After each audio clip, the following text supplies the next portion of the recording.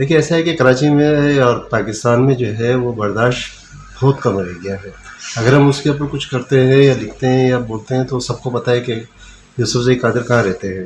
تو وہ کیونکہ فائر وغیرہ کئی مرتبہ ہو چکے ہیں، دھمکیاں ملتی رہتی ہیں، اور پھر وہ ادارے کی پالیسی کے ساتھ بھی چلنا پڑتا ہے. تو مناسب یہی ہوتا ہے کہ آپ وہ چیز اختیار کریں جو آپ کے کمفرٹ زون میں ہو. کمفرٹ زون تو پاکستانی ہے کہ آپ کسی بھی سیاسی جماعت پہ لکھ سکتے ہیں، کسی بھی شخصیت کے بارے میں لکھ سکتے ہیں، اس کے بدلے کچھ بھی حاصل کر سکتے ہیں. لیکن گراؤنڈ میں آل راؤنڈر کے طور پر کھیلنا اور کہیں پہ بھی جا کر اور کسی بھی موضوع کو لے کر اس پہ آپ نے اپنی رائے بنانا اور وہاں سے پھر جو اس کا ریئیکشن آنا، وہ مجھے بہت اٹریکٹ کرتا ہے. تو جو مشرقی وسطیٰ پہ لکھتا ہوں یا اس پہ کوئی تجزیے آتے ہیں یا اس پہ کوئی رائے یا کوئی پروگرام میں جاتا ہوں، پھر اس کے بعد جو رد عمل آتا ہے وہ ایک عجیب سی لذت دیتی ہے، تنقید. تو وہ لذت یہاں پاکستان میں تو گالیوں کی صورت میں ملتی ہے اور یا دھمکیوں کی صورت میں یا گولی کی صورت میں، لیکن وہاں سے جو تنقید ملتی ہے وہ اور جذبہ بڑھاتا ہے کہ اس بارے میں مزید جانا جائے، لہٰذا اچھا لگتا ہے. Step one, wake up early, gonna rise with the sun. Step two, get some good, some food in you. Step three, think real hard about what you wanna be. Step four, everybody just do your thing. Wake up, today's gonna be a good day. Wake up, today's gonna be a good day. Wake up, today's gonna be a good day. آج ہمارے ساتھ بہت ہی senior journalist Karachi سے عالمی تجزیہ نگار آئیں، ان سے بات کرتے ہیں. قادر خان افغان یوسف زئی صاحب. نام قادر خان یوسف زئی ہے، کراچی میں رہتا ہوں. آبائی تعلق میرا سوات سے ہے، چارباغ کے علاقے سے. صحافت میں تقریباً 32 سال سے وابستہ ہوں. جہان پاکستان میں ایسوسیٹ میگزین ایڈیٹر کے طور پر 7 سال سے وابستہ ہوں. بٹ صاحب کی مہربانی ہے، مجھے لاہور میں سب سے زیادہ آنے کا جو ہے تحریک جو بنتی ہے ان کی وجہ سے، ان کی محبت کی وجہ سے. اور لاہور تو کہتے ہیں کہ دیکھا نہیں جمیا نہیں، اور میں کہتا ہوں جب تک بٹ صاحب سے ملے نہیں لاہور آنے کا مقصد پورا نہیں ہوا. تو یہی زندگی ہے، اور بٹ صاحب سے ملنے کے بعد احساس ہوتا ہے کہ جی لاہور آیا، اور لاہور آنے کے بعد جو ہے یہی سب سے بڑا خوشگوار لمحہ ہوتا ہے جب بٹ صاحب سے ملاقات ہو جاتی ہے. بہت بہت شکریہ سر. اچھا سر، ابتدائی ایجوکیشن کے متعلق کچھ بتائیے گا. جی، میری ابتدائی تعلیم مکمل طور پر جو ہے کراچی میں گریجویشن کی میں نے، اور پھر پشاور یونیورسٹی سے میں نے ایم فل کیا ہے، پی ایچ ڈی کی ہے اور ماس کمیونیکیشن میں. تو اس کے بعد سے جو ہے صحافت جو چل رہے ہیں اسی حوالے سے کر رہے ہیں کام. تو یہ میری تعلیمی ہے، چھوٹی سی تعلیم ہے، اور اسی حوالے سے چلا رہے. سر بائی پروفیشنل آپ نے صحافت ہی کیوں سلیکٹ کی اپنے لیے؟ نہیں، صحافت باقاعدہ طور پر نہیں کیا تھا، لیکن وہ منسلک ہو گیا اس سے. ایک تو کچھ سمجھ لیں کہ معاش کا تعلق تھا، تو لاہور میں یہاں پر اشتیاق پبلیکیشن سے میں اشتیاق احمد مرحوم کے پاس وہاں پر میں تھا. تو پھر سب تو انتقال کر چکے ہیں وہ. تو وہاں سے وہ ناولیٹ وغیرہ لکھنا اور سیریز وغیرہ، پھر ان کے جوابات وغیرہ، پھر وہ سلسلہ ایک چلتا چلا گیا. تو وہ لکھنے کا ایک شوق تھا جو شروع سے چلتا آتے آتے جو ہے پھر وہ سیاست کی طرف آیا. سیاست میں کئی معروف شخصیات کے کوآرڈینیٹر رہے، تو اس کے بعد سے جو یہ سلسلہ چلتے ہیں. تو صحافت سے جڑے رہتے عملی طور پر یہاں پر اس پوزیشن میں پہنچ گئے ہیں کہ چاہے وہ افغانستان کا مسئلہ ہو، ایران کا مسئلہ ہو، امریکہ کا ہو، اس میں تجزیے وغیرہ لینا اور ان سے ملاقاتیں یا جانے وزٹ کرنا ایک شوق اختیار ہو گیا ہے. تو پروفیشنلزم کے طور پر صرف ایک اب یہ شوق کی حد تک چل رہا ہے. یہ ویسے اگر کوئی جو نئے آنے والے ہیں ان کے لیے اس سے کوئی چارم نہیں ہے. اور جب تک معاش کے طور پر دوسرا ذریعہ نہیں ہوگا اس وقت تک آپ اس سے فائدہ یا اس سے انجوائمنٹ نہیں حاصل کر سکتے. تو ہم صرف انجوائمنٹ لے رہے ہیں کیونکہ اس کے علاوہ آپ کچھ کرنے کو دل نہیں چاہتا. تو یہی ہے، کسی سے بھی بات کرنی ہو، کسی سے بھی ملنا ہو غیر جانبداری کے حوالے سے، تو بڑا بہترین ہوتا ہے کہ آپ کسی سیاسی تعلق کے بغیر یا کسی فریق بننے کے بغیر کسی سے بھی ملاقات کر سکتے ہیں، چاہے وہ عام انسان ہو یا خاص ہو یا خلائی مخلوق ہو یا کوئی بھی ہو. اس کے علاوہ کئی ایسی چیزیں ہیں جو میں کہنا تو چاہتا ہوں، لیکن وہی بات ہے کہ وہ کہیں گے تو کافی جو ہے ناراضگیاں بہت آئیں گی، اور اس عمر میں ناراضگیوں کے بجائے خوشیاں لینے کو دل چاہتا ہے کہ سر پرنٹ میڈیا یا الیکٹرانک میڈیا، کس کو آپ زیادہ کمفرٹیبل سمجھتے ہیں اپنے لیے؟ Print media. الیکٹرانک میڈیا کچھ وقت کے لیے ہوتا ہے، اس کا خصوصی اثر ہوتا ہے، لوگ جانتے زیادہ ہیں مثلا مشہوری یا شہرت کے حوالے سے. لیکن اس میں اگر آپ غیر جانبدار ہو کر جاتے ہیں تو اس میں ضروری یہ ہوتا ہے کہ آپ کی شخصیت بھی غیر جانبدار ہو. ہمارے پاکستان کا میڈیا اب غیر الیکٹرانک میڈیا جانبدار نہیں رہا ہے. آپ اپنی بات کہہ نہیں سکتے وہاں پر، اور آپ کو بلانے سے پہلے وہ اپنے ایجنڈا رکھتے کہ آپ نے بولنا ہے تو کیا بولنا ہے، کس کے خلاف بولنا ہے، کس کے حق میں بولنا ہے. تو وہ چیز نہیں رہی ہے جو غیر ملکوں میں ہے، جس سے وہاں پہ بھی پابندیاں ہیں، یہاں پہ بھی ہے. پرنٹ میڈیا میں یہ ہے کہ آپ کے پاس بہت کچھ ہے لکھنے کے لیے. آپ علاقائی مسائل سے لے کر آپ ملک کی صورتحال ہو، پڑوسی ممالک کی ہو، عالمی طور پر ہو، آپ بس لکھنا بس آپ کو آنا چاہیے. آپ لکھتے چلے جائیں اور وہ جب چھپتا ہے تو پھر وہ سب کے پاس چلا جاتا ہے. سر عالمی ایوارڈ یافتہ آپ ہیں، تو آپ بتائیں گے کہ آپ کو کون سے آرٹیکل یا کون سے خدمات پر عالمی ایوارڈ دیے گئے؟ یہ اصل میں کبھی ان چیزوں ایوارڈس کی طرف میرا کبھی دھیان اور شوق نہیں رہا ہے، کیونکہ میں کوشش کرتا ہوں کہ میں اپنے کام کی طرف توجہ دوں. مجھے یونائٹڈ نیشن کے جو ایک این جی او ہے LPL کی طرف سے جو ہے پیس امن ایوارڈ دیا گیا تھا یونائٹڈ نیشن کا 2018 میں. وہ بھی جو میرے، کیونکہ میں بنیادی طور پر ایک پختون ہوں، پھر اس کے بعد عدم تشدد کا پیروکار باچا خان بابا کو میں فالو کرتا ہوں، تو وہاں پہ اس حوالے سے جو ہے کافی لکھا ہے. اور وہ چیزیں جب ان کے پاس گئی ہے تو انہوں نے منتخب ناموں میں سے جو ہے اس حوالے سے کہا کہ جی آپ کو ہم یہ دینا چاہتے ہیں. تو شاید میں لیتا بھی نہیں، لیکن یہاں پہ وہ ایک عجیب سا ٹرینڈ بنا ہوا تھا. جب تک آپ کسی کو تسلیم نہ کروائیں اپنے آپ کو یہاں پہ بنا ہوا، یا کسی کو کچھ بتائیں نہ، تو اس وقت تک جو ہے اس کی شخصیت جو ہے وہ ان کے سامنے بڑی بودھی سی رہتی ہے. تو شاید وہ سمجھتے کوئی ایوارڈ لے کر جو ہے بہت بڑی بن جاتی ہے. تو میں نے ایک چھوٹا سا ایوارڈ مجھے مل گیا، تو وہی میں لے کے خوش ہوا. تو میں نے اپنے دوستوں کے ساتھ بھی شیئر کیا، اور باقی میں اس دوڑ میں نہیں ہوتا ہوں. تو وہ یہ دوڑ ہے، یہ دوڑ جو ہے پھر وہ کافی لوگوں کو ناراض کر دیتی ہے، لوبی کا حصہ بنا دیتی ہے. تو میں کوشش کرتا ہوں اس طرح کی لوبی کے حصہ نہ بنوں جس میں مجھ سے ناراض ہوں. اچھا سر، صحافی جو ہیں وہ زیادہ سمارٹ نہیں ہوتے، لیکن ماشاء اللہ آپ بہت زیادہ سمارٹ ہیں. صحت کا کوئی راز؟ یہ اللہ کا شکر ہے، اور آپ کی یہ نظر رہا ہے کہ آپ اتنی محبت سے دیکھتے ہیں، کیونکہ جو محبت سے دیکھتا ہے اس کے لیے شخصیت چاہے جیسی بھی ہو اس کو اچھی لگتی ہے، اسمارٹ لگتی ہے. اور جو محبت سے نہیں دیکھتا، وہ دل میں کینہ رکھتا ہے یا بغض رکھتا ہے، تو چاہے آپ کچھ بھی ہو وہ آپ کے لیے جو ہے بے معنی ہو جاتا ہے. تو یہ آپ کی نظر عنایت ہے اور آپ کی محبت ہے کہ مجھے ایسا تصور کرتے ہیں، اور یہی سب سے بڑی محبت ہے میرے لیے. اچھا سر، کراچی جیسے شہر میں رہنا جہاں پر MKM پارٹی اور گینگسٹرز کے متعلق وہ بہت زیادہ مشہور ہے، تو وہاں پر صحافت کرنا کوئی آسان کام ہے؟ نہیں، یہ مشکل تھا کافی. اب تو خیر اللہ تعالیٰ کا شکر ہے بڑا امن ہو گیا ہے.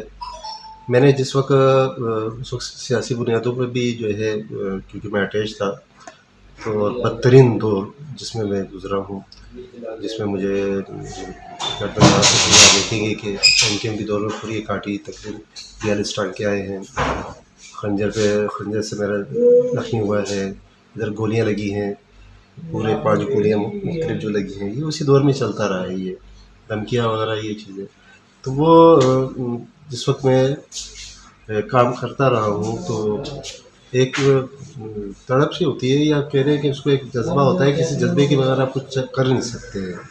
تو وہاں پر جو استحصال ہماری پختون کمیونٹی کا ہو رہا تھا، بغیر اس چیز کے قوم پرستی کا جذبہ یا رسالت کا جذبہ لیے، میں نے صرف جو ہے اس چیز کو اپنی آبادیوں کو، اپنی اس قوم کو جو ہے ان کے مسائل کو اجاگر کرنے کے لیے اس قلم کا سہارا لیا. تو کچھ لوگوں کو پسند نہیں آیا، تو پھر میرے کو چیلنج قبول کرنا جو ہے وہ بڑا اچھا لگتا ہے.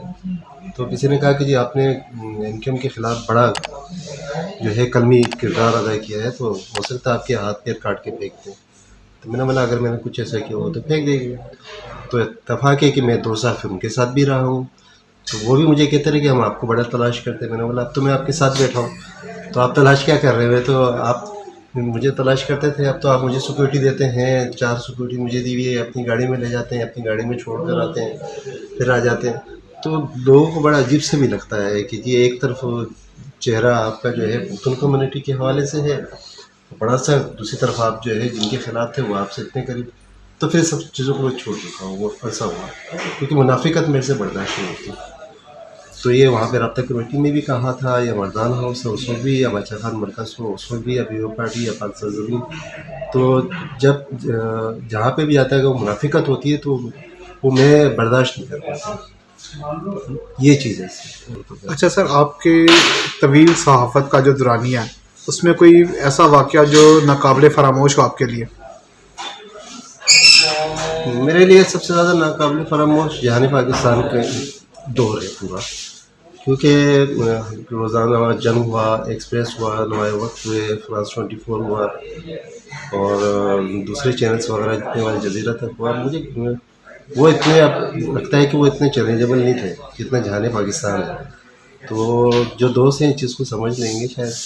یہاں پر جو لکھنا شروع کیا تو جو گراؤنڈس پہ میں لکھ رہا تھا، وہ جو آزادی مجھے دی گئی کہ آپ اس کو قلم پہ بالکل متوازن ہو کے لکھے، اور جن ایشوز کو اٹھایا تو وہ کسی کے اس کو سنبھالنا اور اس کو چھاپنا کسی کی بس کی بات میں نہیں تھی. جہان پاکستان کی سب سے بڑی خوبی مجھے یہ پسند ہے کہ اس نے گراؤنڈ دیا کہ آپ کے پاس گھوڑا بھی ہے اور آپ کے پاس اسٹک بھی ہے اور بال بھی آپ جتنا کھیل سکتے ہیں کھیلیں. تو میرے ساتھیوں نے، میرے سینئرس نے، خاص طور پر اویس صاحب نے، اس سے پہلے وکیل صاحب تھے، دوسرے تھے، اور ندیم صاحب، اور سب نے بڑا کھل کے ساتھ دیا اور بڑا بہترین. تو وہ اس کا ایک عجیب لطف ہے، اس کو میں بیان نہیں کر سکتا لفظوں میں. بہت اچھا سر. کہا جاتا ہے آپ بہت بے باک، نڈر اور نہ ڈرنے والے صحافی ہیں. اس وجہ سے آپ کئی دفعہ زخمی بھی ہوئے، لیکن کیا کبھی کسی ادارے نے آپ کو اکوموڈیٹ کیا اس کے بعد؟ ایسا ہے کہ نڈر ہونا یا بے باک ہونا جو ہے دوسرے تصور کرتے ہیں، لیکن ہر شخص جو ہے کیونکہ انسان ہے اور اس کو اپنی زندگی کی حفاظت اس لیے کرنی پڑتی ہے کیونکہ اس کی اپنی زندگی کے ساتھ جو ہے خاندان کی زندگی بھی جڑی ہوئی ہے، اس کے اہل و عیال کی زندگی بھی جڑی ہوئی ہوتی ہے. تو ایسا نہیں ہوتا یہ تلوار اٹھائے کہ مجھے کچھ نہیں کر سکے گا یا میں لوہے کا بنا ہوں، تو یہ صورتحال نہیں ہوتی.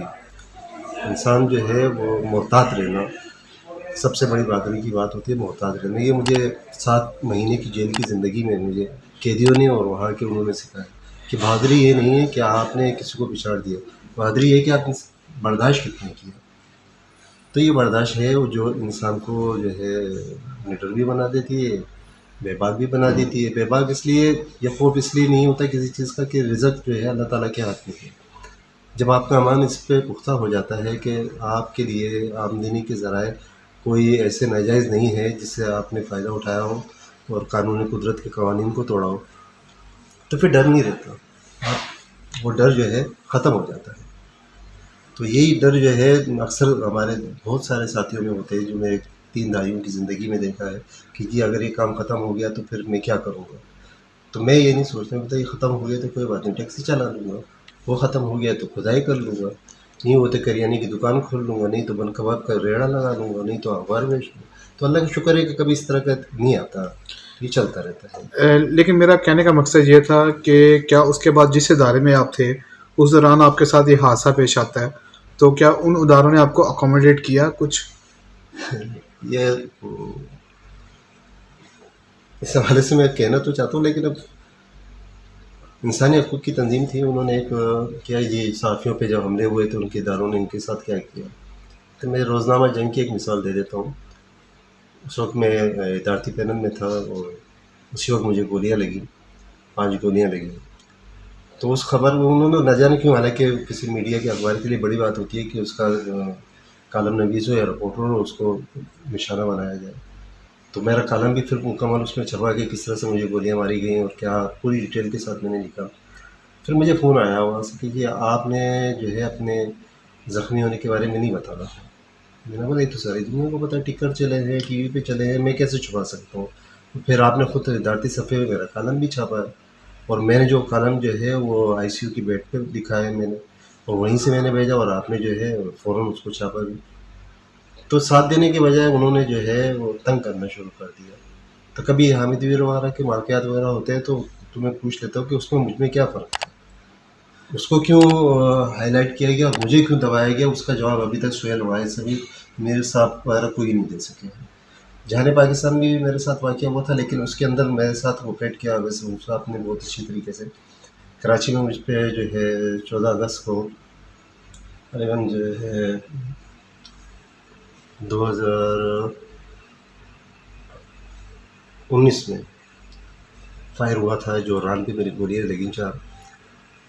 میں نے ان کو پھر اویس روف صاحب کو بتایا کہ مجھے جو ہے اس وقت دفتر میں 3 افراد تھے اور میرے آنے جانے کی ٹائمنگ نہیں ہوتی ہے، تو اس طرح کا واقعہ پیش آیا ہے.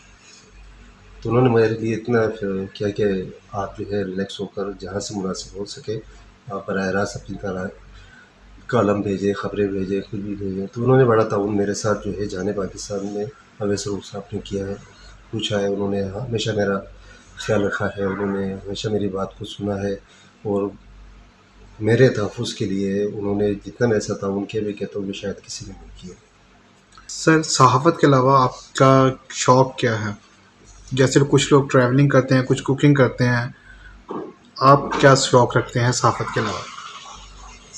صحافت میں زیادہ تر میرا سفر کا جو ہے وہ اچھا لگتا ہے، وہ بھی اس حوالے سے کہ کہیں میں جا رہا ہوں، یا اسلام آباد جا رہا ہوں، پشاور جا رہا ہوں، سوات جا رہا ہوں، امریکہ یا فرانس ہوا یا افغانستان ہوا، تو وہاں پر صرف کام کے حوالے سے، سیر و تفریح کے حوالے سے ایک وقت تھا جو گزر گیا.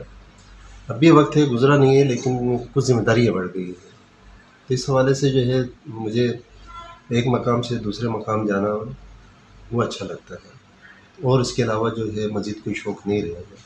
صرف لکھنا ہے، اور تعریف کے بجائے مجھے تنقید لوگوں کی آئے وہ اچھا لگتا ہے.